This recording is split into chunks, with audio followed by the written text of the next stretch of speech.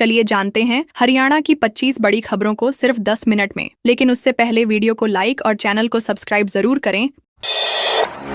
नूह में अतिक्रमण पर चला बुलडोजर। नूह जिले के तावड़ू शहर और सदर थाना क्षेत्र में प्रशासन ने अवैध अतिक्रमण के खिलाफ सख्त कार्रवाई करते हुए बुलडोजर चलाया। तावड़ू शहर से सोहना टी पॉइंट होते हुए केएमपी एक्सप्रेस वे के धुलावट मोड़ तक सड़क किनारे बने अवैध निर्माणों को ध्वस्त किया गया। ये कार्रवाई एसडीएम जितेंद्र गर्ग के निर्देश पर नूह पुलिस के सहयोग से की गई। अभियान का उद्देश्य सड़क पर लगने वाले जाम को खत्म कर यातायात व्यवस्था को सुचारू बनाना था। कार्रवाई के दौरान ढाबे, होटल, पंक्चर दुकानें और अन्य अवैध ढांचे हटाए गए। मौके पर भारी पुलिस बल तैनात रहा और प्रशासनिक अधिकारी पूरे अभियान की निगरानी करते रहे।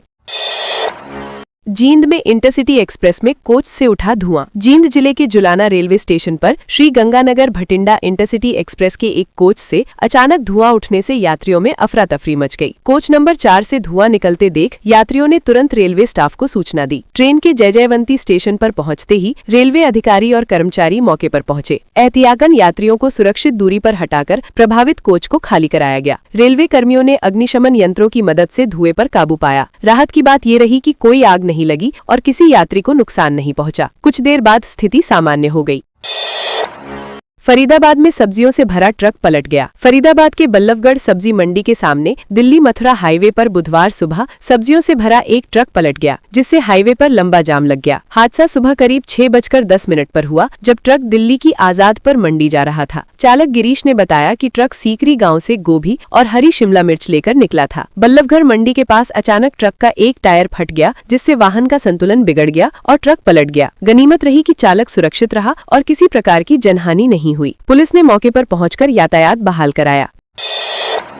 टोहाना में 1 महीने पहले खरीदी कार में आग लग गई। फतेहाबाद जिले के टोहाना शहर की पुरानी तहसील रोड पर खड़ी एक नई स्विफ्ट कार में अचानक आग लग गई। कार मालिक सुशील गोयल ने बताया कि उन्होंने ये गाड़ी करीब 1 महीने पहले ही खरीदी थी। सुबह ड्राइवर गौरव गाड़ी को वॉशिंग के लिए ले गया था। वॉशिंग के बाद लौटते समय अचानक गाड़ी से धुआं और लपटें उठने लगी। घटना की सूचना तुरंत फायर ब्रिगेड को दी गई, लेकिन कोई दमकल वाहन मौके पर नहीं पहुंचा। इसके बाद स्थानीय लोगों और मालिक ने मिलकर आग पर काबू पाया। समय रहते आग बुझ जाने से बड़ा हादसा टल गया। हालांकि कार को काफी नुकसान हुआ।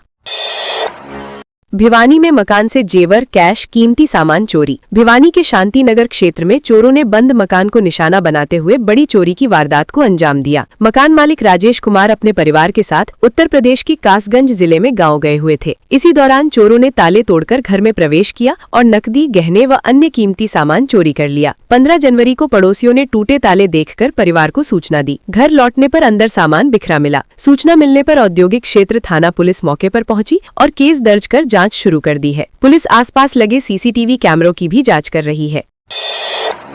सोनीपत के बस अड्डे हाईटेक सुविधाओं से होंगे लैस। सोनीपत जिले में सार्वजनिक परिवहन को आधुनिक बनाने की दिशा में बड़ा कदम उठाया गया है। गन्नौर और सोनीपत में नए बस स्टैंड के निर्माण की प्रक्रिया तेज कर दी गई है, जबकि खरखौदा के पुराने बस स्टैंड के नवीनीकरण को मंजूरी मिल चुकी है। रोडवेज विभाग यात्रियों की बढ़ती संख्या को देखते हुए बस अड्डों को हाईटेक सुविधाओं से लैस करेगा। रोडवेज जीएम संजय कुमार ने बताया कि गन्नौर का पुराना बस स्टैंड कंडम घोषित कर ध्वस्त कर दिया गया है। अब नए बस स्टैंड का लेआउट प्लान तैयार किया जा रहा है। टेंडर प्रक्रिया पूरी होते ही निर्माण कार्य शुरू किया जाएगा।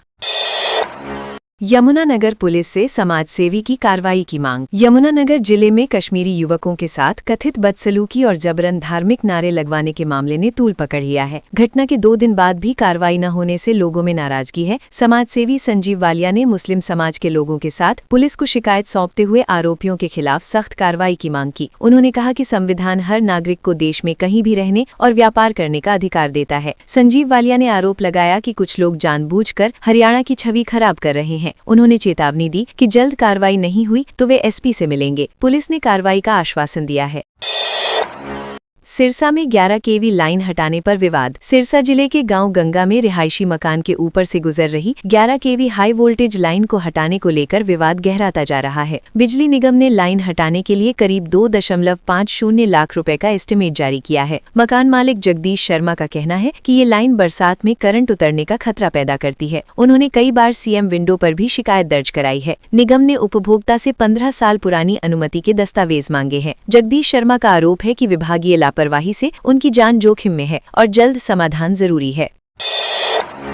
यमुनानगर में 30,000 रुपए रिश्वत लेती महिला क्लर्क गिरफ्तार। यमुनानगर में एंटी करप्शन ब्यूरो ने बड़ी कार्रवाई करते हुए प्रदूषण नियंत्रण विभाग में तैनात महिला क्लर्क को 30,000 रुपए की रिश्वत लेते हुए रंगे हाथ गिरफ्तार किया है। आरोपी क्लर्क दिव्या अस्पताल निर्माण की एनओसी जारी करने के बदले रिश्वत मांग रही थी। शिकायतकर्ता रिंकू, जो रेलवे रोड पर प्रभु अस्पताल का निर्माण करा रहा था, ने एसीबी से शिकायत की थी। योजना के तहत मंगलवार शाम को दिव्या को रिश्वत लेते ही दबोच लिया गया। एसीबी ने आरोपी के खिलाफ भ्रष्टाचार निवारण अधिनियम के तहत केस दर्ज कर जांच शुरू कर दी है। कार्रवाई के बाद विभाग में हड़कंप मचा हुआ है।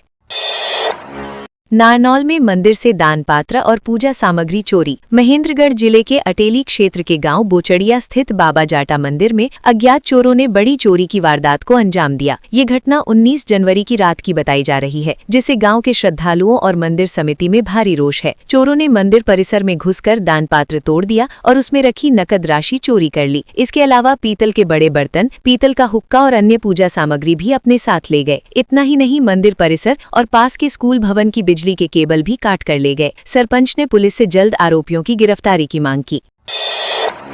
सिरसा में जमीन बेचने के नाम पर 43 लाख हड़पे। सिरसा जिले के रानिया में जमीन बेचने के नाम पर 43 लाख रुपए की ठगी का मामला सामने आया है। हिसार निवासी महिला से जमीन नाम करवाने के बहाने आरोपियों ने पहले पूरी रकम ले ली, लेकिन बाद में जमीन रजिस्ट्री से मुकर गए। चौंकाने वाली बात यह है कि जिस जमीन का सौदा किया गया, उसे आरोपी पहले ही अपने परिजनों के नाम कर चुके थे। महिला ने तहसील और अन्य स्तरों पर शिकायत की, लेकिन सुनवाई नहीं हुई। इसके बाद वो परिवार सहित एसपी कार्यालय पहुंची। मामले के संज्ञान में आने पर एसपी ने आर्थिक अपराध शाखा को जांच सौंपी। पुलिस ने 2 महिलाओं सहित 6 आरोपियों पर केस दर्ज किया है। यमुनानगर में प्लाईवुड फैक्ट्री में आग लगी। यमुनानगर के सहारनपुर रोड स्थित टिम्बर मार्केट में एक प्लाईवुड फैक्ट्री में आज दोपहर अचानक आग लग गई। फैक्ट्री में रखे वेस्ट वुड में आग भड़कते ही वहां काम कर रहे कर्मचारियों में अफरा तफरी मच गई और सभी बाहर भाग निकले। सूचना मिलते ही फायर ब्रिगेड की 5 गाड़ियां मौके पर पहुंची और करीब 2 घंटे की मशक्कत के बाद आग पर काबू पाया गया। प्रारंभिक तौर पर आग लगने का कारण बायलर से निकली चिंगारी बताया जा रहा है। हालांकि कोई जनहानि नहीं हुई, लेकिन भारी मात्रा में वेस्ट वुड जलकर राख हो गया। आग से फैक्ट्री को लाखों का नुकसान होने का अनुमान है।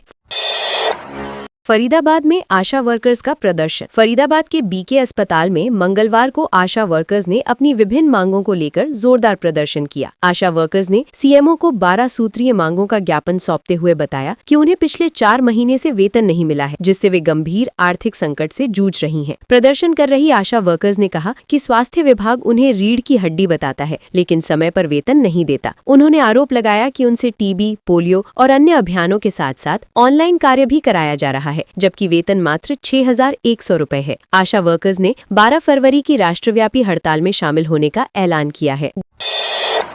गुरुग्राम में नशा तस्करों की झुग्गियां गिराने पहुंची पुलिस। गुरुग्राम के सेक्टर 44 में सरकारी जमीन पर बनी 100 से अधिक अवैध झुग्गियों पर पुलिस और प्रशासन ने बुलडोजर कार्रवाई शुरू कर दी है। ये झुग्गियां नशे के अवैध कारोबार का केंद्र बनी हुई थीं। नोडल अधिकारी और ड्यूटी मजिस्ट्रेट RS बाठ की अगुवाई में पुलिस बल मौके पर पहुंचा। पुलिस के अनुसार इन झुग्गियों में रहने वाले लोगों के खिलाफ नशीले पदार्थ बेचने और सप्लाई करने के 10 से ज्यादा मामले दर्ज हैं। हरियाणा शहरी विकास प्राधिकरण की करीब 5 एकड़ जमीन पर अवैध कब्जा कर झुग्गियां बनाई गई थीं। कार्रवाई के दौरान भारी पुलिस बल तैनात रहा ताकि किसी तरह की अप्रिय स्थिति न बने। बादली कांग्रेस विधायक को धमकी देने वाला गिरफ्तार। झज्जर जिले के बादली से कांग्रेस विधायक कुलदीप वत्स को फोन पर जान से मारने की धमकी देने वाले आरोपी को पुलिस ने गिरफ्तार कर लिया है। आरोपी रामचंद्र यादव ने विधायक को फोन कर करीब 10 मिनट तक गालियां दी थीं और बम से उड़ाने की धमकी दी थी। ये धमकी 11 जनवरी को रामपाल बाबा के कार्यक्रम में शामिल होने के बाद दी गई थी। विधायक कुलदीप वत्स ने प्रेस वार्ता कर बताया कि आरोपी पहले भी संपत सिंह और दिग्विजय चौटाला जैसे नेताओं को धमकी दे चुका है। विधायक ने मीडिया के सामने धमकी का ऑडियो भी सुनाया।